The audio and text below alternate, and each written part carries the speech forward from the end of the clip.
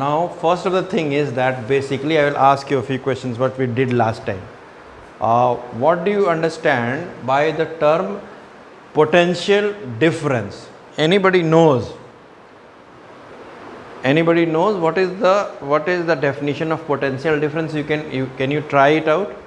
It is the amount of work done to bring unit positive charge from one point to the other point.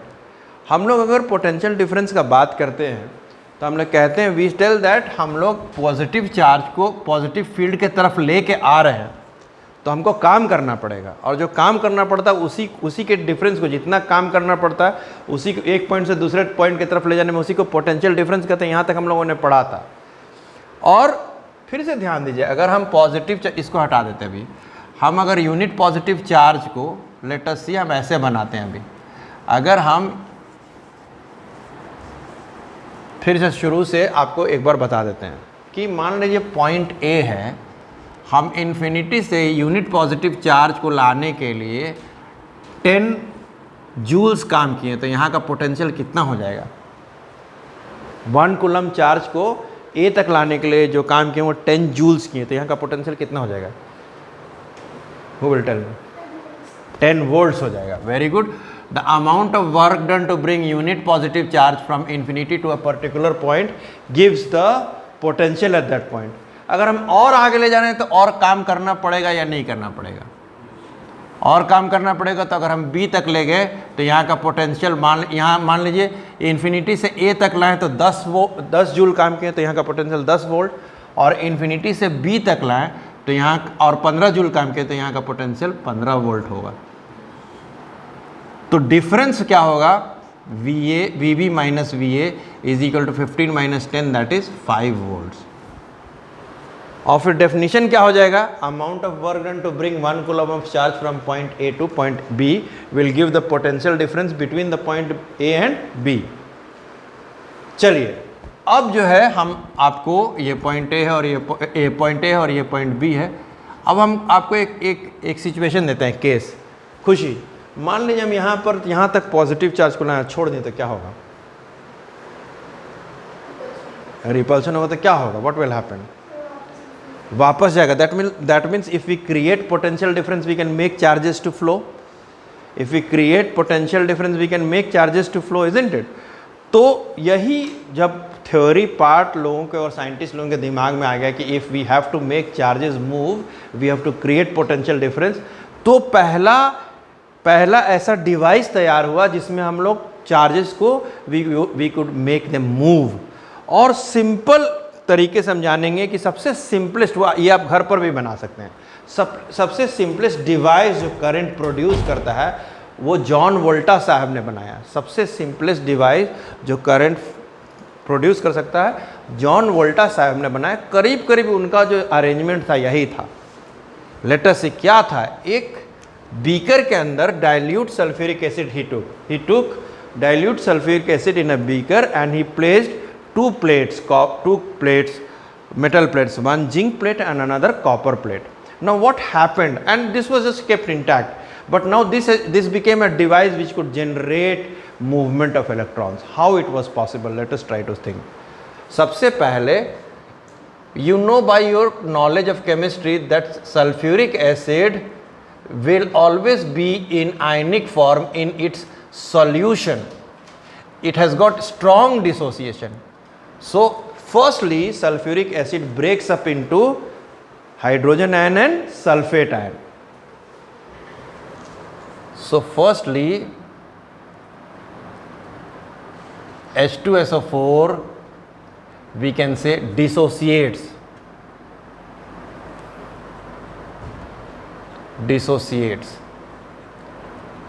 Now what happens?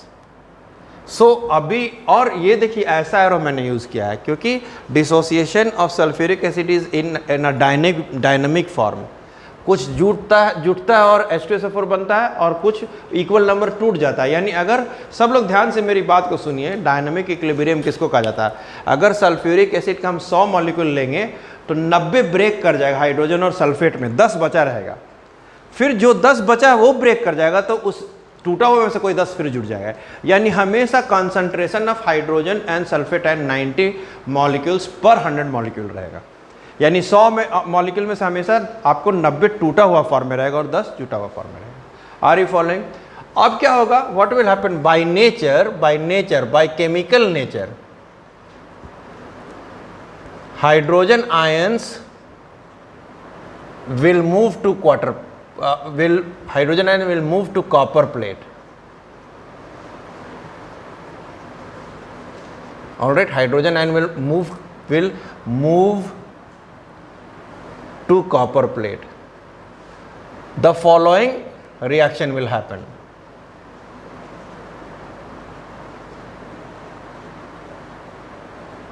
What will happen? Let us see. Hydrogen ion will go to copper plate and hydrogen को आप देखेंगे, अगर आप 8th में पढ़े होंगे electrochemical series, तो copper जो हाइड्रोजन से भी नीचे है, यानी हाइड्रोजन आसानी से कॉपर का इलेक्ट्रॉन छीन के खुद न्यूट्रलाइज होके हाइड्रोजन गैस बन जाएगा। और कॉपर का चूंकि इलेक्ट्रॉन छीन लिया, इसको इलेक्ट्रॉन की ज़रूरत थी, इसमें प्लस मतलब क्या, इसके इलेक्ट्रॉन की कमी है, 2 हाइड्रोजन को 2 इलेक्ट्रॉन की कमी है, कॉपर से छीन लेगा, तो कॉपर प्लेट पूरा का पूरा पॉजिटिव हो जाएगा। यानी कॉपर प्लेट पॉजिटिव चार्ज मतलब it will come at high potential. So the copper plate now comes at high potential.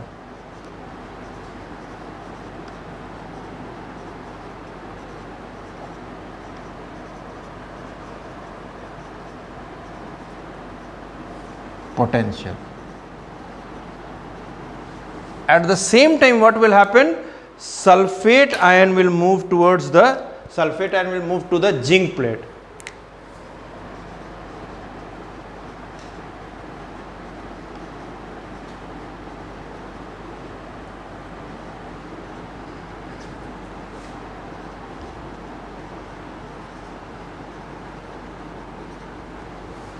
To zinc plate.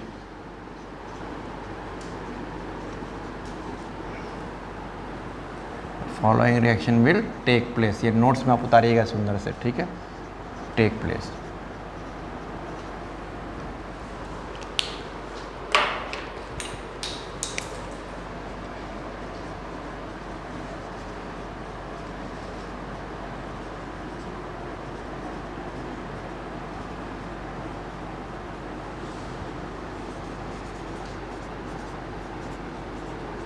Zinc से सल्फेट रिएक्ट कर जाएगा और सल्फेट के पास माइनस चार्ज मतलब 2 एक्स्ट्रा इलेक्ट्रॉन है, वो जिंक जो है सल्फेट से रिएक्ट करके ZnSO4 बना देगा। यानी अपना इलेक्ट्रॉन जिंक को दे दिया सल्फेट ने और जिंक का इलेक्ट्रॉन निकल गया, तो 2 इलेक्ट्रॉन्स जिंक प्लेट पर आ गया। Now what happens, the zinc plate comes to, और there will be millions of electrons, so the zinc plate will come at low potential. Negative charge मतलब लो पोटेंशियल हो गया, कंपेयर करेंगे तो positive अगर हाई है तो नेगेटिव क्या है, लो, तो the zinc plate will come at low potential.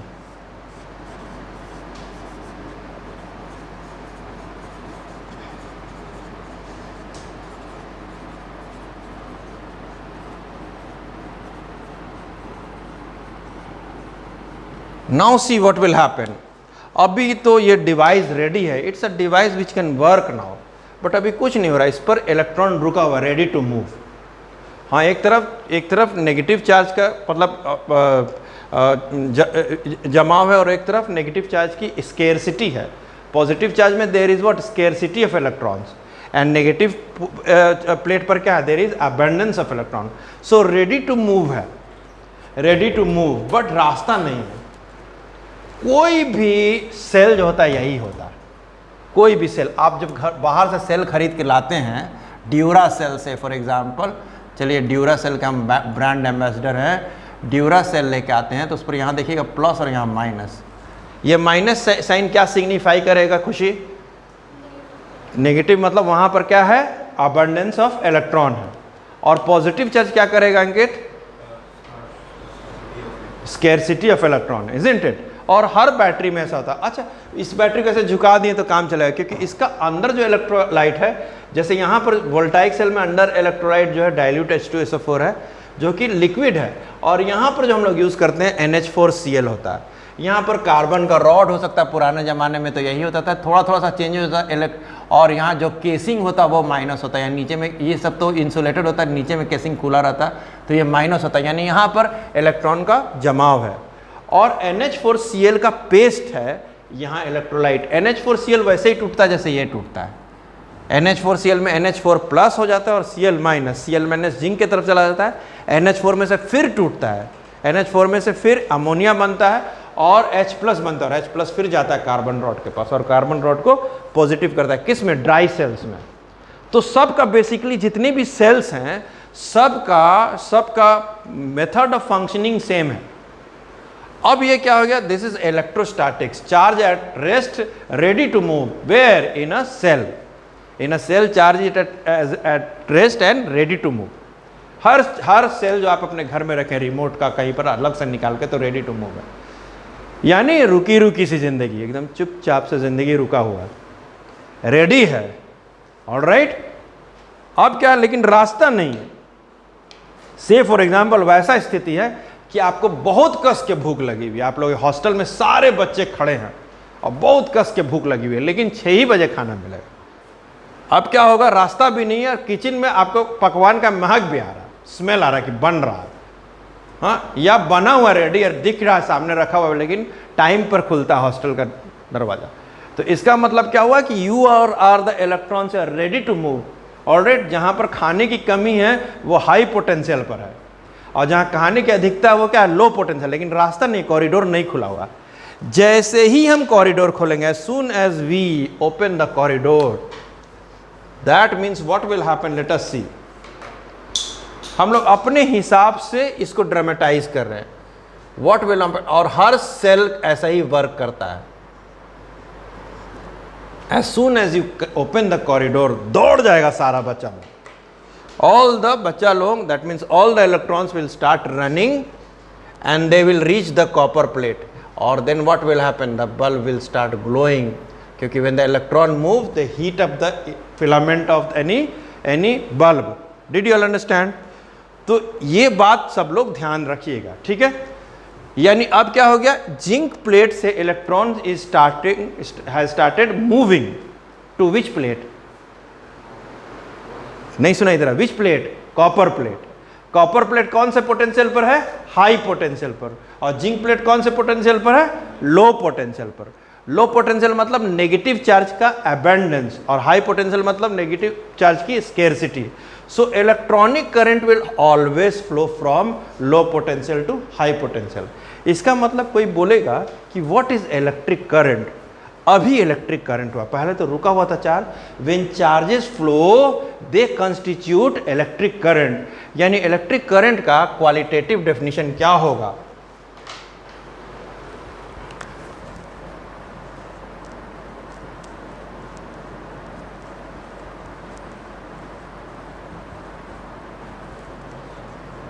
flow of charges constitute electric current।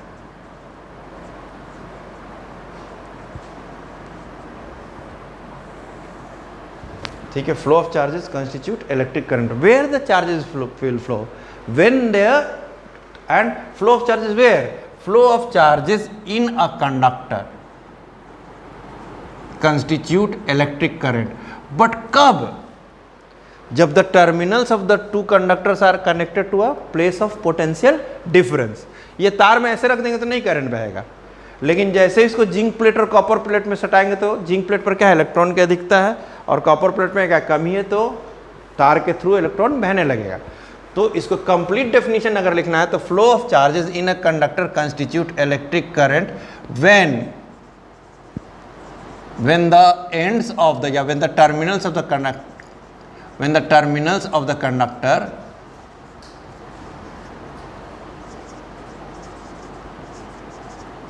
is connected to points having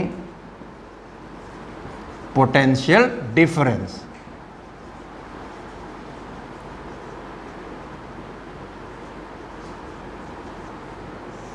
did you understand?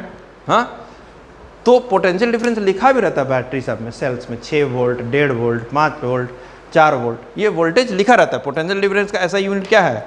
Volts. तो ये कंडक्टर के थ्रू क्या बह रहा है? इलेक्ट्रॉन्स। कंडक्टर किसको कहते हैं?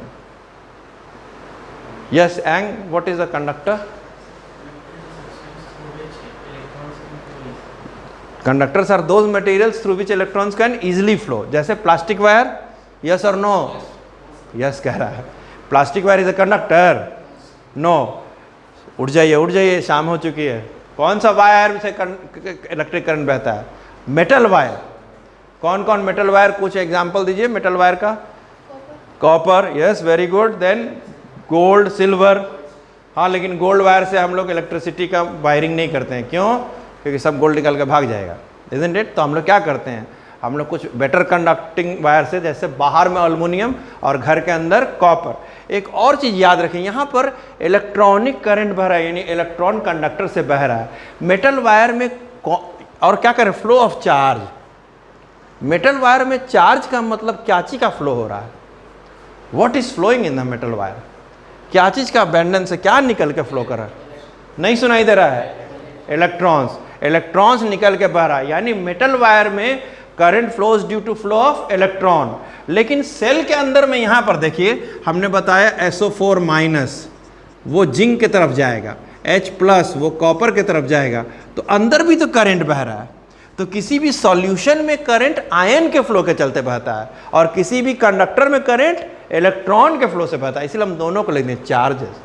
इन metallic wire current flows due to the flow of electrons, and in any solution current flows due to the flow of ions, positive ions and negative ions। इसका देखिए, किसी भी सेल में इंटरनल भी current बहता है, क्योंकि अगर सल्फेट यहाँ तक नहीं जाएगा तो इलेक्ट्रॉन रिलीज नहीं होगा, रिलीज नहीं होगा तो इलेक्ट्रॉन बनेगा नहीं, पोटेंशियल बिल्टअप नहीं होगा, बिल्टअप नहीं होगा तो चार्ज बहेगा नहीं। पोटेंशियल बिल्टअप करने के लिए अंदर भी करंट बहना जरूरी है, यानी किसी भी सेल में एक इंटरनल करंट भी बह रहा है और एक एक्सटर्नल करंट भी रहा है। इसको एक्सटर्नल सर्किट कहते हैं। Did you all understand? यानी हम लोग कंडक्टर के थ्रू ऐसे सोच सकते हैं, ये सब सिंबॉलिक है। हम लोग ऐसे सोच सकते हैं कि इलेक्ट्रॉन ड्रिफ्ट कर रहा है प्लस के तरफ माइनस प्लेट से, इलेक्ट्रॉन ड्रिफ्ट करता है, ऐसे जा रहा है। इलेक्ट्रॉनिक करंट का फ्लो का डायरेक्शन क्या कहा जाता है? From low potential to high potential. Electronic current यानी electrons flow from low potential to high potential, from place of its abundance to place of its scarcity. So electronic current flows from low potential, that is electron, low potential to high potential। ये electronic word use करना अच्छा नहीं लगता, electron कह सकते हैं। Electron flows from low potential to high potential. But conventional direction current का माना जाता है जस्ट इसका उल्टा। कन्वेंशनल डायरेक्शन का उल्टा दिखाएंगे, इसीलिए आप कभी भी डायरेक्शन ऑफ करंट देखते होंगे तो वो पॉजिटिव प्लेट से नेगेटिव दिखाना पड़ता है। So conventional direction of current is just opposite. What is that? From positive potential to negative potential.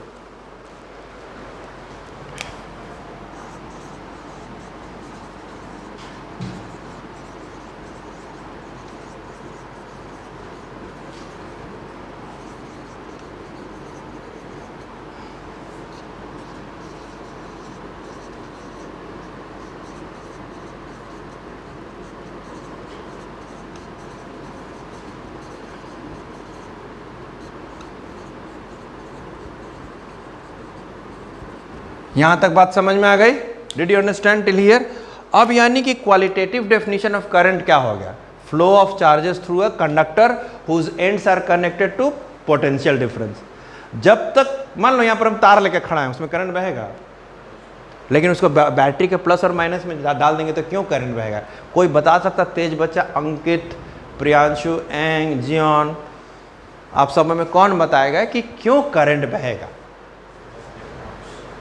क्यों करंट बहेगा? अगर हम प्लस माइनस में जब सटाते हैं बैटरी के, तो करंट बहता है। क्यों? Yes yes, because there is abundance of electrons at the negative terminal and there is scarcity of electron at the positive terminal. So electron always moves from its place of abundance to its place of scarcity. Are you following? समझ गए इसको? Did you understand? लेकिन एक चीज है, charge का flow हो रहा है ना, चार्ज इलेक्ट्रॉन का, मान लो 500 इलेक्ट्रॉन बह रहा है, तो हम लोग कितना चार्ज कूलम में निकाल सकते हैं? कौन से फॉर्मूला से? कौन से फॉर्मूला से? Q is equal to NE से. कौन से फॉर्मूला से? Q is equal to NE से हम लोग निकाल सकते हैं. तो एक और चीज आ जाता है कि कितना चार्ज, कितना करंट बह रहा है. जब भी हम कोई चीज की क्वालिटी की बात करते हैं तो क्वांटिटी की बात जरूर करते हैं. Are you following? मान लीजिए एक दिन आप अचानक से घर पर गए and you tell Sanjay sir बहुत अच्छा ट्यूशन पढ़ाते हैं. तो मम्मी पापा ये नहीं पूछेंगे, हम जानते हैं. पता लगाया है कितना फीस लेते हैं? क्वांटिटी जरूर बोलते हैं.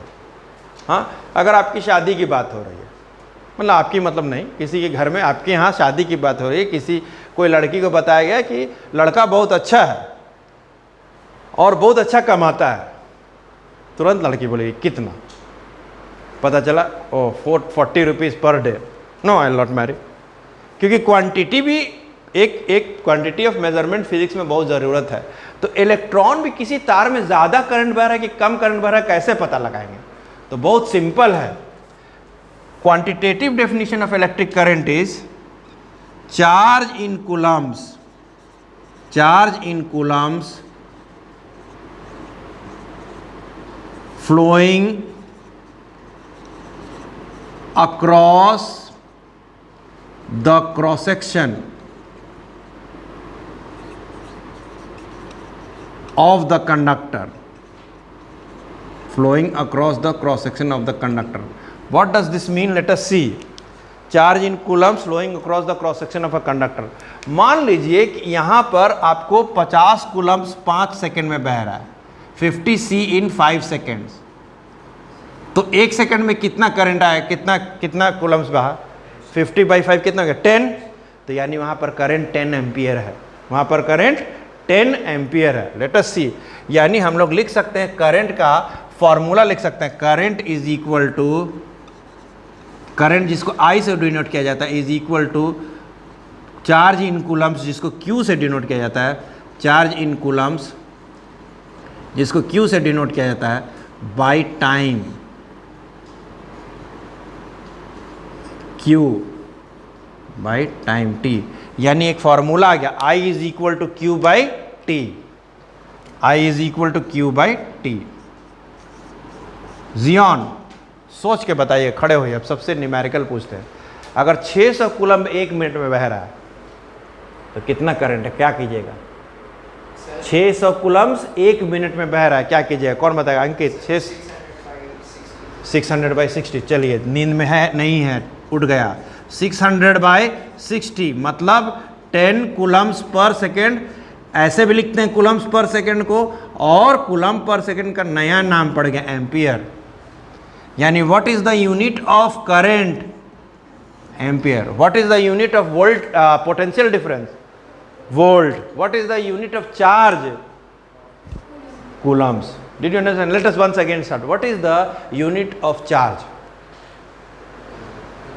What is the unit of charge? बोल दीजिए. Coulomb. What is the unit of potential difference? Volt. What is the unit of current? Ampere. What is the other way when unit of current can be expressed? कौन तेज बच्चा है? Coulomb's पर second. Good. Did you all understand? चलिए फिर एक खुशी है कि आपको न्यूमेरिकल पूछ रहे हैं. अगर 15 कूलम्ब्स 3 सेकेंड में बह रहा है तो what is the current? 15 coulomb 3 second में 5 एम्पियर्स. क्या कहेंगे? 5 एम्पियर्स. अब आज जाके कम से कम घर में बता सकते हैं.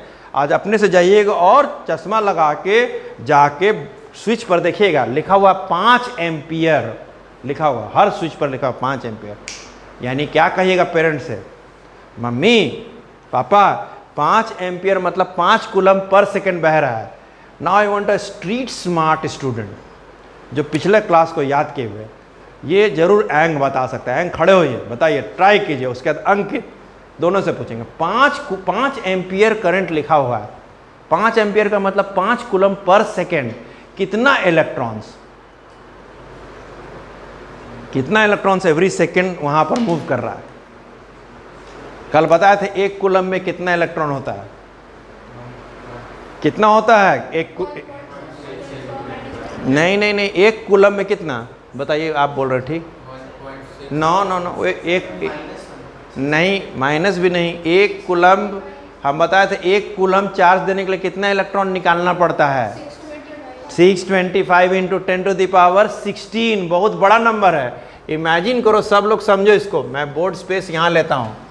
याद रखिए 1 coulomb of charge is 625 into 10⁻16। समझते हैं कितना इलेक्ट्रॉन है? 10⁻16 का मतलब समझिए 1 2 3 4 5 6 7 8 9 10 11 12 13 14 15 16।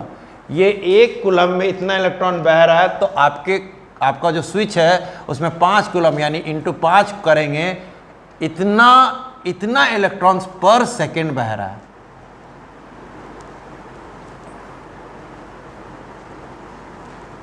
जस्ट इमेजिन कितना है ये हम लोग अपने लाइफ टाइम में अगर हर सेकंड 1 गिने ना, तो पूरा पृथ्वी मिलके गिनेगा तो अपने पूरे एज में नहीं गिन पाएगा। समझिए मेरी बात कि इतना बड़ा नंबर है।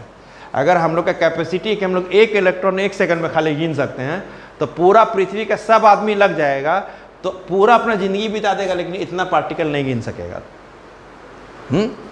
Are you following? इतना बड़ा नंबर है। और आप बता सकते हैं कि 5 एम्पियर मतलब मेरे घर में जो स्विच है उसमें 1 कूलम का मतलब है 625 इंटू 10⁻16 इलेक्ट्रॉन्स, और उसको 5 से गुना कर दें तो 5 कूलम, उतना इलेक्ट्रॉन पर सेकेंड बह रहा है। समझ में आया सबको बात? फिर से नटशेल में समझाते हैं। What is a cell? Cell is a device which has got potential difference at its terminal. At one place there is positive terminal. What does that mean? Scarcity of electrons. At the other terminal there is abundance of electron, that is at low potential, negative terminal. And if the negative terminal and positive terminal are connected externally through a wire, that wire if allows the electrons to move, then it is a conductor. Normally all metal wires are conductor. So electrons move through that wire, and from negative potential it goes to the positive potential, low to high. Whereas the conventional direction of current is taken as high to low. Then what is the quantitative definition of current? Charge in coulombs per second per second flowing across the cross section of a conductor.